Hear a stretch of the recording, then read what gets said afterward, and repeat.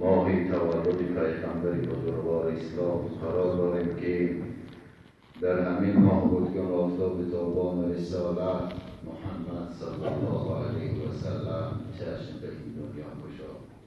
اولا این ماه پرفیض و پربرکت را بر همه شما تبریک و تهنیت میگویم و باشیم که پدران و برادران عزیز ما و شما در این حیات زندگی که داریم کاری کنیم که امت محمد صلی الله علیه و سلم شویم.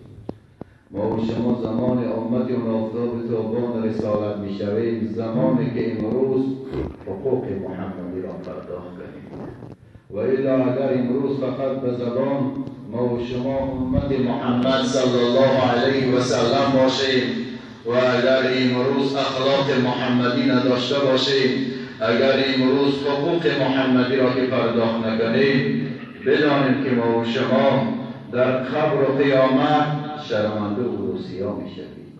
از این خاطر برادران و پدران عزیز، جوانان عزیز، کاری کنیم در این حیات زندگی که این دنیای دارالعمل است. کاری کنیم که امت محمد صلی الله علیه و سلم شویم. کدام زمان ما و شما امت محمد صلی الله علیه و سلم شویم؟ زمانی که امروز در این حیات زندگی شش حق محمدی را پرداخت کنیم.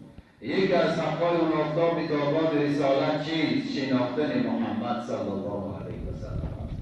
برای هریکایی که ما و شما و برای اهل بیتی که زنها و فرزندگانی که در خانه داریم، برای هریکایی که ما و شما ضرور است که اون آفتاب تابان رسالت را بشناسید، از تعریف اون آفتاب تابان رسالت با خبر باشید.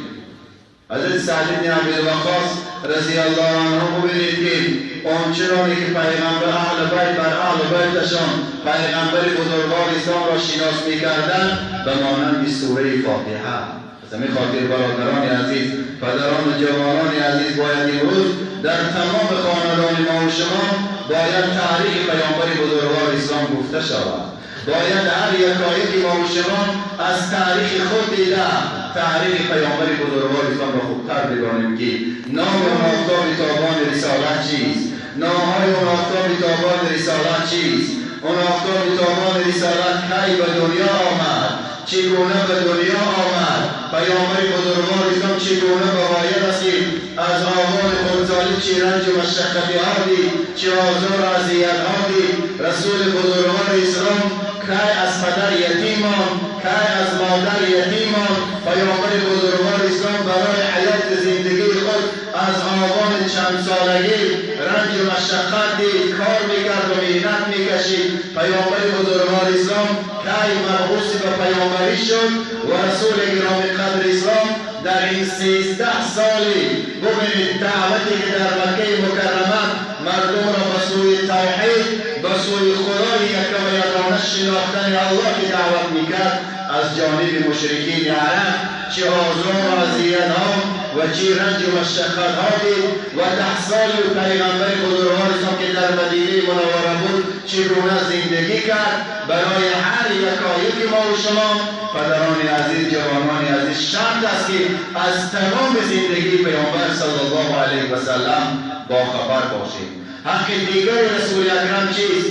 دوست داشتن محمد است. باید هر یکایک ما و شما